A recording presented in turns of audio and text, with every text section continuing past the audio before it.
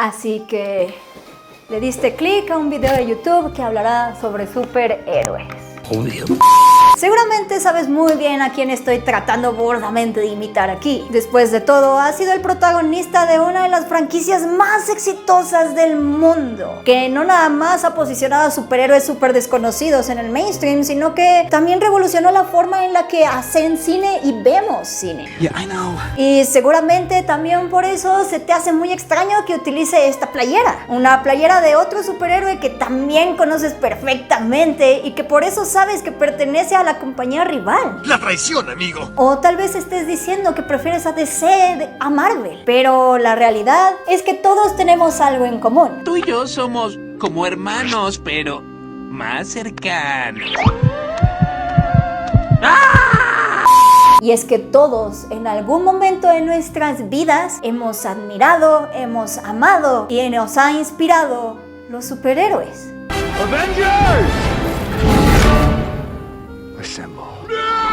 Y eso es a lo que hace a los superhéroes, pues, tan superhéroes. La idea de que existan seres extraordinarios que deciden utilizar su poder para salvar a la humanidad han sido durante décadas las historias más exitosas de la cultura pop, al grado en que han cautivado a millones de personas de todo el mundo de diferentes generaciones y se han convertido en verdaderos símbolos de todo lo que es correcto y bueno. Language. Y eso es genial. Esa es la razón por la que muchas personas dicen que son como mitos contemporáneos. Y por eso cada vez más necesitamos explorar sus diferentes facetas. La idea de que pueden ser malos o corruptos, a sabiendas de que sus versiones originales ahí seguirán. O habrá nuevos héroes que los reemplazarán, para mantener intacta la idea de el bien que representan y que nos digan que siempre va a haber una esperanza, porque siempre va a haber alguien que esté dispuesto a luchar por la justicia y la libertad. Con valor y vigor salvarán a la nación. El peso y la confianza que le damos a los superhéroes es bastante grande. Y dado que el mercado está saturado de ellos, particularmente de los héroes de Marvel, pues entonces sí podríamos decir que nosotros aprendemos mucho de ellos. O al menos los niños aprenden mucho sobre el bien, el mal, lo correcto y lo incorrecto de estos superhéroes. Así que no sé, tal vez sería una lástima que alguien quisiera utilizar estas películas que nada más están ahí para entretenernos e inspirar a los niños a ser mejores, para mandar mensajes sobre intereses políticos específicos, o que incluso nosotros recibiéramos a grupos militares con más facilidad. ¿Verdad? ¿Verdad? ¿Verdad?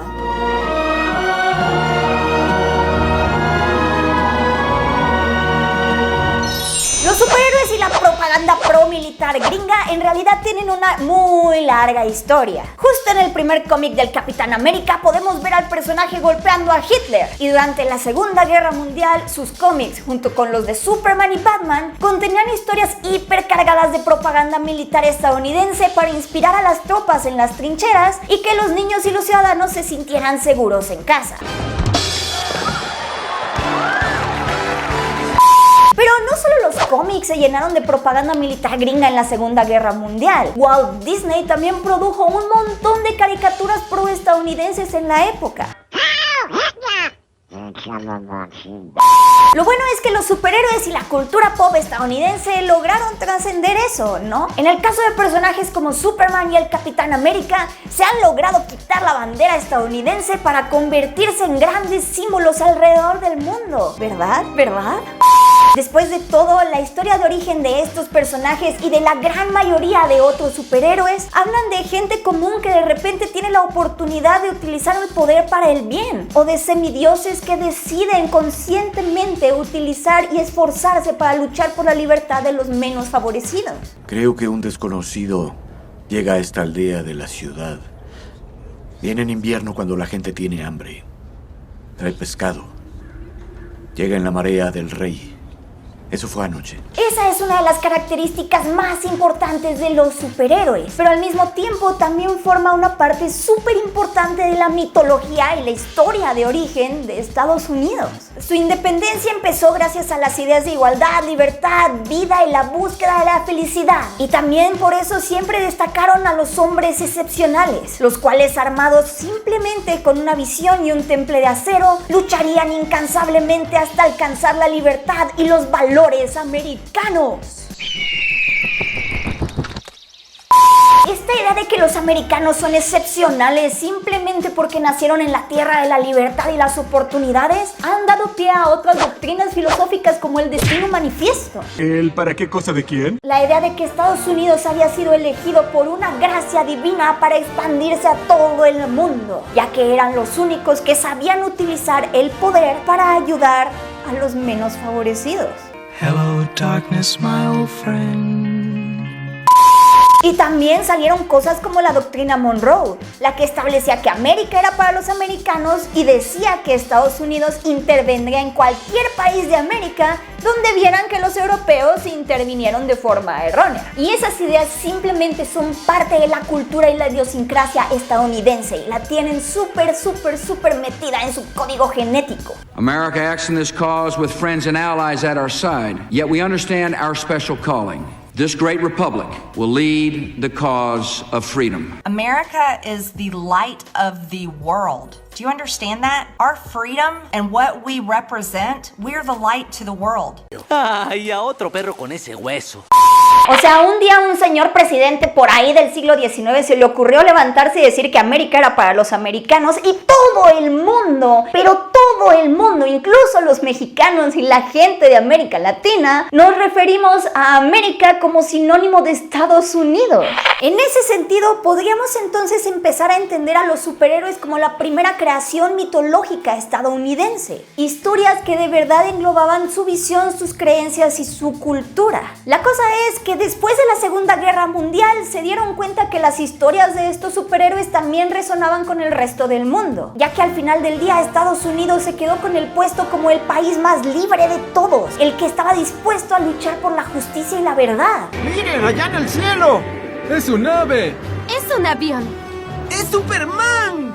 Los creadores de Superman sí hicieron al personaje como una alegoría de que cualquier persona, cualquier inmigrante podía llegar a Estados Unidos y ser algo genial. Así que por eso decidieron exportar estas ideas a través de sus medios masivos en la industria de Hollywood y de los cómics, hasta que todos los rincones del mundo conocieran lo que era el sueño americano, quienes podían acceder a él y que superhéroes estaban ahí para defenderlo. Pero pues como ya hemos dicho, la propaganda gringa de los superhéroes ha estado ahí desde siempre. ¿Por qué debería de repente importarnos que haya propaganda militar gringa en las peliculitas de Marvel? O sea, el Departamento de Defensa estadounidense tiene una persona designada con un puesto real, cuya única función es organizar y administrar las relaciones que tiene el ejército con la industria de Hollywood desde los 60. Y en casi todas las películas de Marvel, Transformers, Fast and Furious, Piratas del Caribe y hasta en Batman Begins, los militares gringos tuvieron la última palabra sobre el guión, la producción o decisiones creativas de último momento a cambio de prestar instalaciones, herramientas, transporte o aparato oficial. Y eso no ha evitado que nosotros disfrutemos de todas esas películas, ¿verdad? Al final del día, nosotros ni siquiera estamos en Estados Unidos, entonces esa propaganda ni siquiera nos habla a nosotros, ¿verdad? ¿Verdad? ¿Verdad? Bueno, la verdad es que yo creo que de menos deberíamos considerar un poquito extraño que el Departamento Federal de Milicia de un país tan grande como Estados Unidos tenga tanto interés en ver cómo se representa a su personal y sus tecnologías en películas sobre aliens y hombres en spandex luchando contra ellos. This is a different kind of superhero story. Y por otro lado, creo que sabiendo bien el trasfondo de dónde están viniendo estas películas y quiénes están detrás de ello, nos ayudan a ser un poquito más críticos con las cosas que consumimos. Que no es lo mismo que decir que vamos a dejar de amarlas y vamos a dejar de idolatrar a estos superhéroes. Simplemente vamos a estar más conscientes sobre qué tipo de mensajes nos están queriendo mandar. Pero uno de los obstáculos que yo he visto cuando se quiere hablar sobre las fuentes de dinero, las personas detrás de grandes franquicias como el universo cinematográfico de Marvel, es que la gente no considera que estas películas sean tan importantes en realidad. No consideran que tengan una influencia real en el mundo como para que un gobierno se interese por incluir la malvada propaganda dentro de sus historias.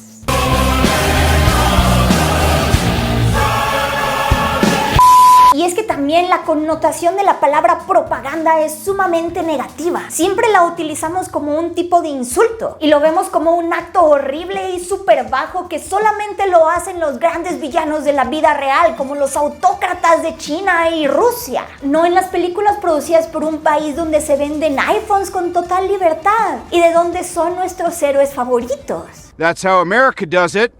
Pero pues la propaganda en realidad nada más es el acto de compartir información con el objetivo de invitar a una persona a cometer una acción específica o a pensar algo específico. Y si le creemos a Noam Chomsky y Edward Herman en el libro Los Guardianes de la Libertad, toda la comunicación mediática de Estados Unidos está hecha para que su imagen siempre quede intacta y veamos al país no solo como una gran potencia económica, sino también como el gran vigilante que tiene el derecho a intervenir en otros países. Noam Chomsky y Edward Herman se centraron solamente en el aparato mediático de prensa dentro de Estados Unidos para sacar sus conclusiones sobre cómo manejan la propaganda estadounidense. Pero yo creo que las películas de Marvel han sido una herramienta propagandística bastante grande, no solo para mantener la idea de manera internacional de que Estados Unidos es un gran país que nos viene a proteger, sino también para seguir inculcándonos sus ideas, sus visiones y sus opiniones sobre un buen orden establecido, mientras les da chance de hacer una pequeña crítica, quejarse un poco de sus instituciones y a veces hasta parecer aliados de movimientos progresistas importantes. Antes de empezar, ¿alguien prefiere retirarse? Chomsky diría que el simple hecho de que el Departamento de Defensa de Estados Unidos ya meta dinero en las películas y que aparte opine sobre la historia y el guión es suficiente para considerarlo propaganda gringa. Pero yo creo que se iría para atrás y le daría un infarto al corazón cuando viera lo cool, lo genial, lo increíble que se ve el ejército en la primera película de Iron Man. El Jericó.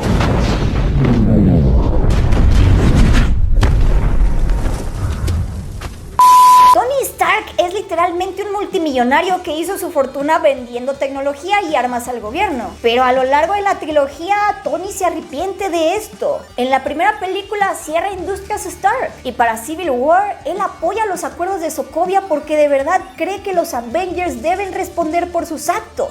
Esa ya es una crítica al poder militar de Estados Unidos, ¿no? Entonces no debe haber propaganda militar en Iron Man, ¿verdad? Eso tiene sentido para mí. Bueno, la verdad es que Tony Stark representa a todos los grupos de empresarios que hicieron un gran negocio después de los atentados terroristas del 9/11, ya que después de los atentados el gobierno estadounidense comenzó a gastar cada vez más en el Departamento de Defensa gringo y el aumento presupuestario no ha parado desde 2002. O sea, imagínense, nada más el año pasado Estados Unidos invirtió 721,000 millones de dólares en tecnología militar. Un precio razonable. Cosas que por supuesto aprovecharon empresas bélicas como KBR, Blackwater y Team Corp para aumentar sus negocios. ¿Me dan su dinero? Y es que en realidad después de la guerra de Vietnam y justo después de los atentados del 9/11, Estados Unidos ya no era una nación muy próspera. Y entonces la idea de un hombre elegido que lucha por la libertad o que llega a una tierra de oportunidades y decide luchar por ella, pues ya no era tan rentable. Eso ya se ha visto. Así que poco a poco las únicas características que les han quedado a Estados Unidos para seguir llamándose la hegemonía mundial que son, pues es justamente su poder militar. Sin embargo, con el paso del tiempo, las guerras que libra Estados Unidos son cada vez más controversiales y la gente ya no está de acuerdo con eso. Así que al ya no tener ese brazo militar que hacía sentir seguro al mundo, ni el ideal de que cualquier persona podría llegar a la tierra de las oportunidades, pues lo único que les ha quedado es militarizar a los superhéroes. Never, never, never been a good bet to bet against America. We have the finest fighting force in the world. O sea, en Iron Man 2 toda la historia trata sobre por qué el gobierno no podría ni debería tener la tecnología de Tony Stark, pues solo él sabe darle el uso correcto. Y hasta aparece Elon Musk con un bonito cameo que nos recuerda que si no confiamos en el gobierno y la milicia, entonces confiemos en los super ricos. Los motores Merlin son fantásticos. Ah, gracias. Sí, sí. Y estoy creando un jet eléctrico. ¿Ah, sí? Sí. Trabajemos en eso. Sí. Las cosas parecen cambiar un poquito en Iron Man 3, porque de verdad parece que de repente quiere ser una historia donde sí se cuestiona el status quo del poder militar estadounidense. Incluso tienen un comentario interesante sobre el uso de propaganda con el mandarín, quien resulta ser un actor y el verdadero terrorista es el competidor de Tony Stark. Incluso el mismo Tony en la película aprende que lo que está haciendo al final de cuentas es simplemente reforzar las guerras que libra Estados Unidos y destruye todos sus trajes. ¿El protocolo Clean Slate, señor? Ya que es Navidad. Sí.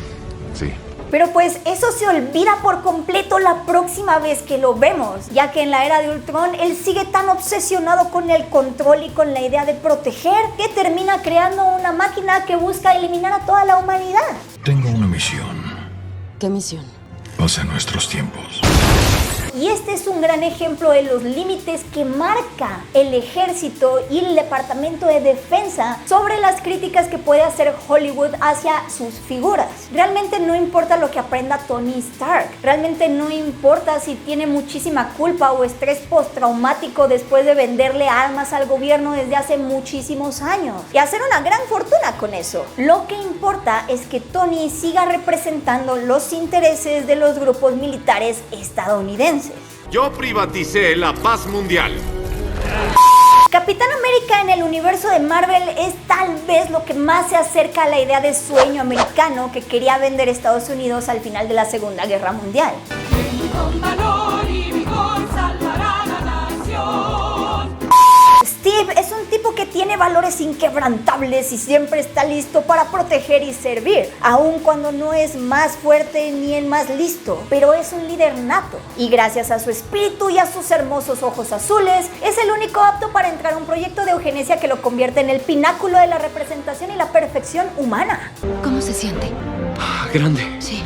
Ay, me pregunto quién también estuvo impulsando proyectos similares con una retórica parecida, pero no me puedo acordar quién es. Pero a Steve le pasa lo mismo que a Tony. Él se desencanta de la corrupción gubernamental que existe en las filas también de los grupos militares. En Winter Soldier, él descubre que ahora el gobierno es corrupto y no puede confiar en todas sus instituciones. Pero pues esa actitud de desencanto gubernamental también es una actitud que comparte la sociedad gringa y grandes sectores del ejército, principalmente después de la guerra al terror que provocó George Bush después de los eventos del 9/11. 11. ¿Qué pasó realmente? El 9/11. Steve sigue siendo el verdadero americano. Steve sigue representando los valores de lo que de verdad es América. El caso de S.H.I.E.L.D. o la corrupción intergubernamental son simplemente manzanas podridas, pequeños errores, ineficiencias en el sistema. Y esa retórica es la que ha sido utilizada por Estados Unidos para justificar crímenes de lesa humanidad y tortura que han perpetrado los militares gringos en guerras como las de Afganistán e Irak. Oye viejo, eso no está bien. Y de verdad necesitan a un superhéroe como Capitán América siendo amado por todo el mundo alrededor de todos los países, porque los crímenes de lesa humanidad que Estados Unidos hace a otros países son cada vez más difíciles de ocultar. Entonces sí, no importa lo desencantado que esté Steve Rogers, él sigue representando al poder bueno que se enfrenta a unas cuantas manzanas podridas del sistema. Y por el simple hecho de ser él, un hombre de otro tiempo incorruptible, se supone que tenemos que confiar en él para lo que sea. Y él es el único que puede y debe utilizar la fuerza, porque confiamos en que la va a usar para el bien. Oye, Cap, ¿cómo distingues a los buenos de los malos? Si te disparan, son malos. Me causa muchísima curiosidad que Winter Soldier sí sea una de las películas más complejas de todo el universo de Marvel y que además sí se acerque a tener críticas bastante punzantes al orden establecido y al gobierno estadounidense, y que resulte que S.H.I.E.L.D. siempre estuvo dominado por Hydra y que por eso ha sido el responsable del crimen político tan intenso y en general de todas las atrocidades que ha cometido Estados Unidos alrededor de la historia. Si vas a construir un mundo mejor, a veces te verás obligado a destruir el anterior. Porque pues resulta que en la primera película de Avengers, el Departamento de Defensa estadounidense quiso retirar su apoyo y pidió que no se le agradeciera ni nada por el estilo, precisamente porque no entendían quién le respondía a S.H.I.E.L.D. o si S.H.I.E.L.D. era una organización extragubernamental, ¿por qué estaba tan metido en los intereses estadounidenses? Y eso no les gustaba para nada, y la siguiente vez que vemos a S.H.I.E.L.D. se convierte en el villano. ¡Vaya! ¡Miren las maravillas de la propaganda militar! Por eso en Civil War, por ejemplo, a pesar de que la lucha con Ultron hizo que un país entero fuera aniquilado, el Capitán América se opone rotundamente a que se le atribuya cualquier tipo de responsabilidad institucional por sus acciones, solo por la simple razón de que como él utilizará el poder para el bien, él debe tener el monopolio de la fuerza. No somos perfectos, pero aún están más seguros con nosotros. O sea que el Capitán América sigue queriendo ser como un estilo de policía mundial sin la necesidad de responderle absolutamente a nadie. Y esa nuevamente sigue estando en perfecta concordancia con la lógica estadounidense después de la Segunda Guerra Mundial. Y de hecho el historiador Ian Tyrrell en su libro Empire's Twin habla de que justamente cuando estaban haciendo la reconfiguración mundial después de la guerra, Estados Unidos se dio cuenta de que él debía tener el monopolio de la fuerza o debía ser visto como el gran líder militar de manera internacional, porque si no la alternativa sería que Alemania volviera a tener ese poder, o peor, que los comunistas tuvieran ese poder. Y eso no lo podía permitir, porque los gringos simplemente iban a ser más bondadosos e iban a utilizar el poder para el bien. Ya saben, no son perfectos, pero las manos más seguras siguen siendo las de ellos. Uy, sí, claro. Lo peor del caso del Capitán América abogando por una policía mundial es que además de ser juez, también quiere ser verdugo. Y como sabemos, eso ha tenido y sigue teniendo consecuencias completamente horribles, como el golpe de estado apoyado por fuerzas estadounidenses que se dio en Bolivia en 2019, cuando decidieron derrocar al presidente electo democráticamente Evo Morales e instaurar un estado de violencia y racismo y opresión horrible, nada más para que Elon Musk pueda sacar el litio que necesita para hacer sus coches voladores o algo así. Pero no se preocupen, gente, Evo Morales era comunista. No se preocupen, ya Estados Unidos ya lo tiene todo controlado. Como las películas del Cap son las que se acercan un poco más a la realidad, en Civil War prefieren virar la discusión hacia algo sumamente personal, como el hecho de que los papás de Tony fueron asesinados por el Soldado del Invierno y que el Cap lo ama con tanta locura y pasión que no quiere que se haga responsable de sus asesinatos porque pues estaba controlado mentalmente. Y o sea, tienes que entender y tienes que querer mucho a Bucky porque el Capitán América quería mucho a Bucky. El Capitán América te está diciendo quién es bueno y quién es malo. Confía en el Capitán América. Créame. Pero pues por ejemplo Zemo, un tipo que pierde toda su familia en Sokovia y busca venganza por eso, no tiene los mismos chances que Bucky. A él nos lo muestran nada más como un villano loquito en el que no podemos confiar y no debe ser tomado en serio, a pesar de que tiene las líneas de diálogo más interesantes que sí hablan sobre cómo desmantelar organizaciones como las de los Vengadores y por lo tanto organizaciones militares estadounidenses. Un imperio derribado por sus enemigos resurgirá, pero uno que se desmorona por dentro se extingue. Y de hecho los villanos de Marvel, a pesar de que pueden llegar a tener un punto, a pesar de que nos hacen entender por qué están haciendo lo que están haciendo, siempre de los siempre son megalómanos loquitos que nada más están ahí para destruirlo todo por algún tipo de venganza personal. No nos llevan a las raíces de los problemas, no nos dicen por qué surge el crimen o por qué surge ese tipo de crimen en particular. Lo único que nos dicen es que alguien tal vez sí tuvo una buena idea que fue corrompida porque era simplemente malvado y le gustaba matar gente. Eso de ser malo me hace muy feliz. Y sus ejércitos usualmente son solo masas amorfas de extraterrestres que nada más sirven para morirse, como el ejército de Thanos, el de Loki o el de los duendes en Thor 2. Tony Stark y el Capitán América tienen la relación más directa y visible entre Marvel y el ejército, pero en realidad las ideas pro milicia gringas también están metidas en personajes como Spider-Man, el superhéroe que siempre va a cargar con la responsabilidad sobre sus hombros. Que Peter diga que si no hace nada y algo malo pasa, entonces es su culpa, es una forma de hablar de la necesidad de utilizar sus superpoderes para proteger a los menos favorecidos, cosa que entra en la lógica de la política exterior militar estadounidense. America must always lead on the world stage. If we don't, no one else will. Pero para ser justos, Spider-Man siempre ha representado al héroe pequeño, siempre ha estado muy interesado en salvar a las personas de a pie, y es de hecho una de las cosas que hace tan cautivadoras y tan conmovedoras las películas de la trilogía de Sam Raimi. Oiga, niños, no jueguen en la calle. Sí, señor Hombre Araña. Adiós. Y aquí en Marvel, si bien sí quisieron medio tocar ese tema, hay detalles en este nuevo Spider-Man que claramente lo vuelven más una fuerza militar que un héroe de Queens. A pesar de que en la primera película se da cuenta que lo que él quiere ser es el amigable vecino hombre araña por un rato, al final Spidey hereda un super traje mega tecnológico hipermortal sin ningún tipo de supervisión. Matanza instantánea activada. No quiero matar a nadie.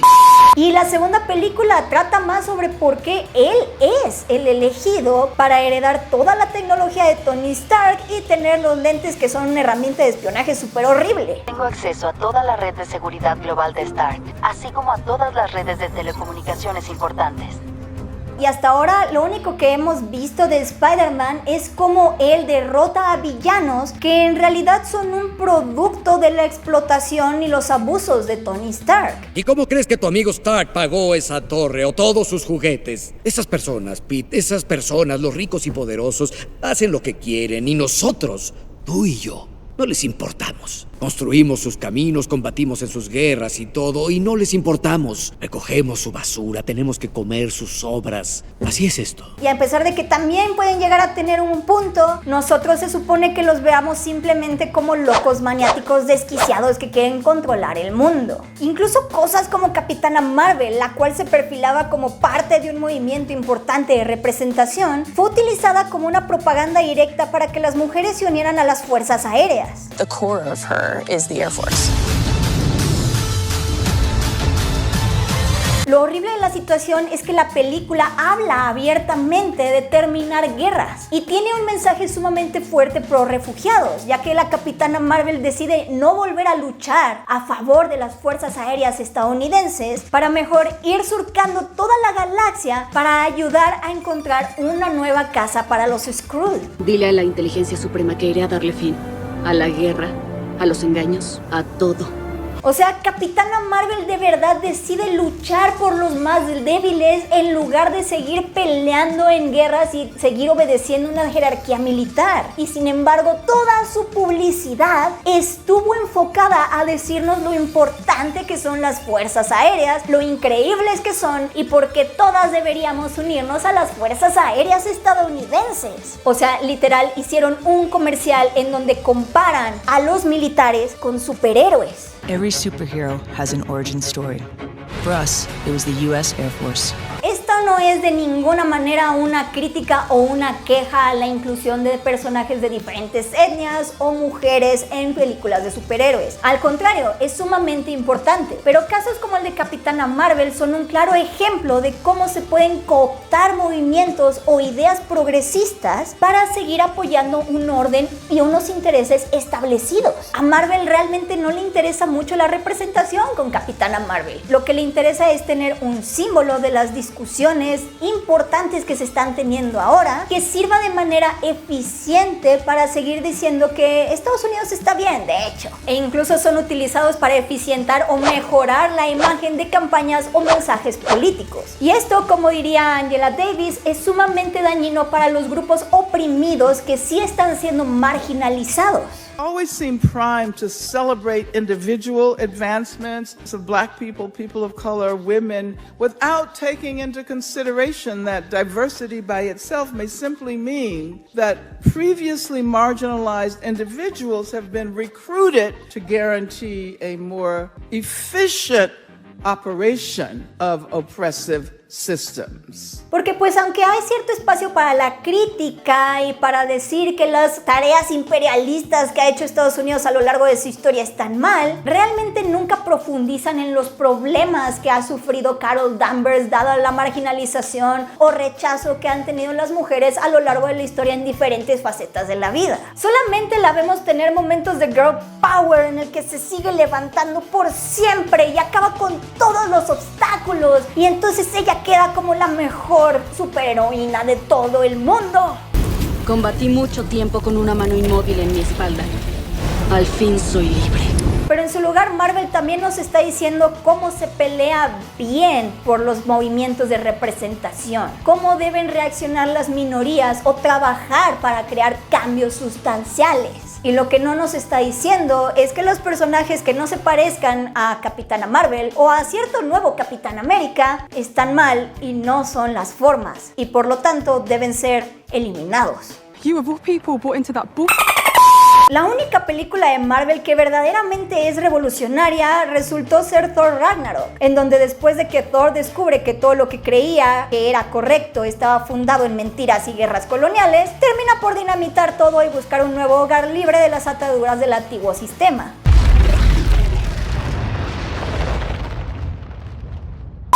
Black Panther tiene más o menos un mensaje similar, ya que T'Challa sí aprende de Killmonger, decide abrir sus fronteras y se compromete con ayudar a la gente, pero pues necesariamente tenían que tener al token blanco super militar que también salva el día, y al final de cuentas este compromiso suena a que más bien se convirtieron en los distribuidores de armas para los Vengadores, y claramente no les interesa profundizar en las nuevas ideas filosóficas de T'Challa, porque pues eso iría en contra del orden neoliberal de Estados Unidos, así que mejor pongámoslo poniendo centros de educación en los barrios bajos de donde vivía Killmonger. Compré este edificio, y el de allá también, y el del fondo igual. No todas las historias de superhéroes son como las historias de Marvel, y cada vez hay más historias de superhéroes que buscan hacer conversaciones difíciles, como fue el caso de la película de Logan o la serie de Watchmen. Pero pues conocer más la historia y el trasfondo detrás de las películas más exitosas del mundo me parece importante para que entonces nosotros tengamos mejores herramientas para criticar a estos superhéroes y que al menos sepamos a quiénes estamos admirando tanto. Pero aprendí una lección importante. No puedes contar con nadie, en especial con tus héroes. Pero bueno, muchísimas gracias por ver mi video. Ustedes díganme, ¿qué piensan de los superhéroes de Marvel? ¿Les gustan o no les gustan? Déjenme sus comentarios, yo los leo todos. Y aquí en este video decidí no hablar de la serie de Falcon y de Winter Soldier, pero si quieren conocer nuestras opiniones, vayan al podcast de Go Down, que la discusión se puso bastante buena y ya está disponible. Si a ustedes les gusta mi contenido, por favor me harían un gran paro si le dan like a este video, le puchan a suscribirse, le ponen la campanita, lo comparten con quien más confianza le tengan. Muchísimas gracias. Yo soy Becca Salas, me encuentran en todos lados como Becca Salas y nos vemos la próxima.